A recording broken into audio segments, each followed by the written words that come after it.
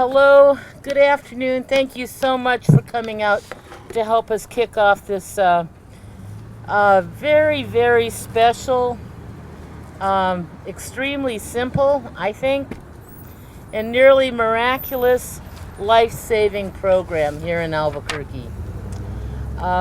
This today is a result of a collaborative effort between the state of New Mexico and city agencies as well. And I need to acknowledge a few folks in that collaboration. And if I forget anybody, beat me up later, and I'll apologize in advance. But foremost to Dr. Wayne Lindstrom, who is the director of New Mexico Human Services Behavioral Health Services Division. Dr. Lindstrom was the gentleman who obtained the federal grant, developed the program for communities throughout the state of New Mexico, and shared a part of it, this part of it, with the city of Albuquerque so we could start the campaign here. And so I'm very grateful to him. Thank you. Thank you. I just lost him. There you are. Truly, thank you for all of your hard work and the work of all the folks who work with you. Also, I wanted to acknowledge Director Bruce Roseri, who's not here. I guess he's in Las Cruces right now. But also so many people from Transit who worked really hard to make the images that we had printable for what we had. We printed them in-house at Transit and got them into our buses and bus shelters at really zero cost. So what kind of programs do you know of that come from government agencies at zero cost? Very few. And also to Director Doug Chaplin, who also can't be here today. I saw Doug last night. He said he was sorry, he had another commitment to go to. But he and his folks at the Department of Family Community Services have insisted that we also put these in community centers and other public venues where they will be easily seen by members of the public. Lastly, I want to thank and acknowledge the work of Nicole Taylor from Council Services, who really coordinated all of this. So without the help from Nicole and from my assistant, Chris Sylvan, this would not have happened. So, when I first started hearing and learning more about Naloxone, I started reading more about it, and a lot of facts and figures, a lot of statistics, but there's one in particular that has stayed with me, and that number is 140.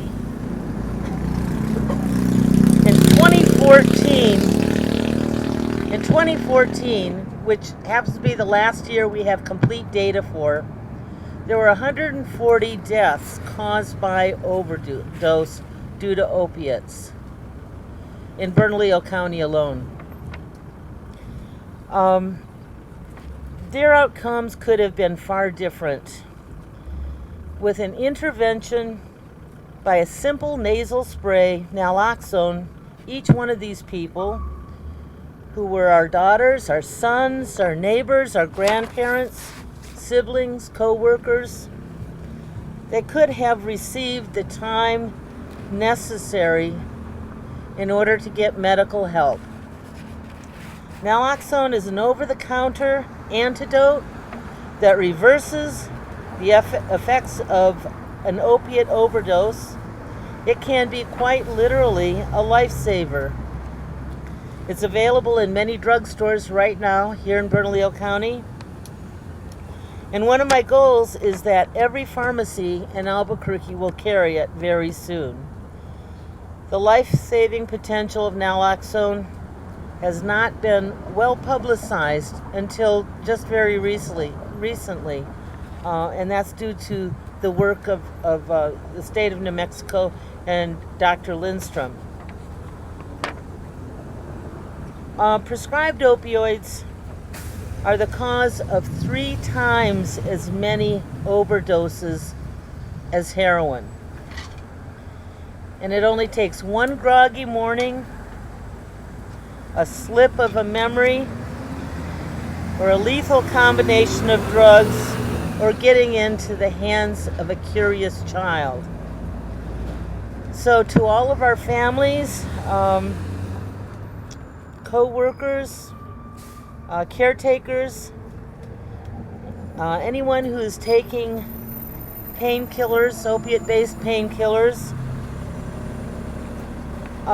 we should prepare ourselves with just an ounce of prevention, because, and as well, Naloxone kit should also be in the households of heroin users, because it is just as equally effective there. And I hope we never need them. I hope they never need to be used. But it is certainly better to be able to prevent a real tragedy than to be faced with such a situation and not be prepared for it.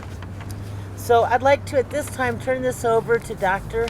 Lindstrom, who will talk a little bit, and then we're going to hear from Jennifer Weiss and then do some Q&A for anyone who has any questions. Dr. Lindstrom. Thank you, sir. Thank you for your leadership. Thank you, Councilor. Good afternoon. I certainly appreciate all of you turning out on this busy intersection in Albuquerque today. I can't say that I could do the work that we do at the Behavioral Health Services Division. I also serve as CEO of the Behavioral Health Collaborative without the ongoing active support of Governor Martinez and my secretary, Brent Ernest of the Human Services Department. I have to thank Councilor Gibson for partnering with us, because the reality is that no government authority has all of the resources to meet all of the needs that we have in our communities throughout the state. And it's through efforts like this where we can partner and really expand our reach. New Mexico is second in the country when it comes to overdose deaths, when it comes to opioid drugs. And one of the things I really appreciate about an opportunity like this is that we still have a lot of discriminatory bias about folks that suffer from addictions in our communities. And I must say to you that nobody starts using drugs because they set out with the intent to become addicted. In fact, much of our opioid problem starts with addiction to prescription drugs. And that's why we launched the Dose of Reality campaign statewide, which now has won 3 awards as a public awareness campaign to bring to the attention of New Mexicans that this is a problem that doesn't fit the stereotype of a junkie shooting up with a needle in some alley someplace. It begins with all of the folks that we all know in our respective families and communities and religious communities and so on, who, whether it's because of oral surgery, problem with dentistry, or it's got to do with lower back pain or recovering from a surgery, who's using an opioid as a legitimate painkiller and ends up becoming addicted by virtue of that. And as that gets out of control over time, that can lead to someone getting heroin on the street, which is far cheaper than filling a prescription, even if you've got health insurance and a copay. So if there's one message I want to make clear, having the media present today, is it's time that we accept that this is a public health condition that we all have a role in effectively dealing with. And we don't have to be the second state in the nation in terms of drug overdose deaths. This is something we can really make a difference in turning around. And naloxone, I've heard various scientists say, is about as dangerous as candy would be for a child to have access to. It is entirely safe. We have a Good Samaritan law in this state so that anybody who administers naloxone is free from any liability associated with its administration. and we have to make this as available as we do first aid kits, as having skills and competencies around applying CPR and other forms of first aid. And so I certainly enlist all of your support in making this a reality. So with that, thank you very much. Councilor? Thank you, thank you. Thank you, Dr. Lindstrom. Oops. Let me make this. Where's my techie? Okay, also we have today with us today is a great lady. I don't know.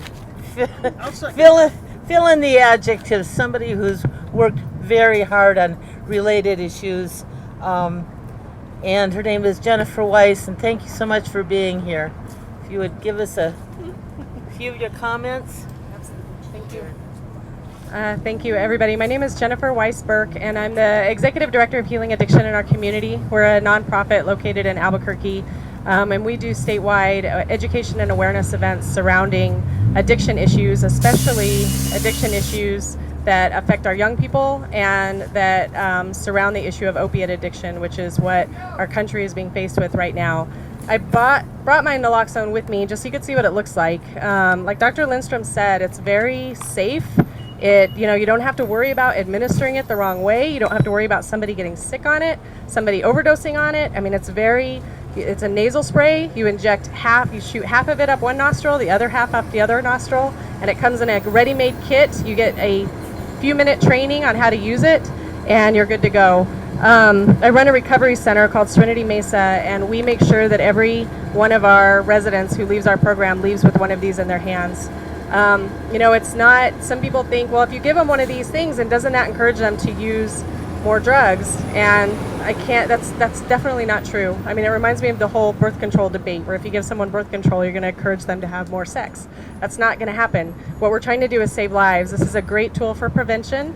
It's a great tool for awareness. I mean, some people that are taking a prescription opiate for pain management may not even know that they're at risk for an overdose. So giving them something like this and educating them on the fact that if you have an extra glass of wine one night with your pain meds, you might overdose, and your family needs to understand that and needs to know what the signs are. I lost my son 4 years ago to an overdose, a heroin overdose, and I knew about Narcan, and I had Narcan with me. Unfortunately, by the time I found him, he was already passed away, so I wasn't able to use it on him. But I talked to every single person that I come in contact with about this drug and the effectiveness of it, and I'm so thankful that we as a community are coming together and broadening access to this drug, allowing more people to have it. I mean, we've always been a leader in the country with regards to Narcan and getting it into the hands of the people that need it, but we need to do a better job. As more and more people use opiates for pain, as more and more youth become addicted to these opiates, either through sports-related injuries or dental work or whatever the case may be, people are becoming addicted at faster rates than we're even aware of. And the more people that understand that this can save their lives and that there's no reason not to have this, the better. So I really appreciate the state of Albuquerque, the state of New Mexico, and everybody that's come together to make this a reality. Thank you.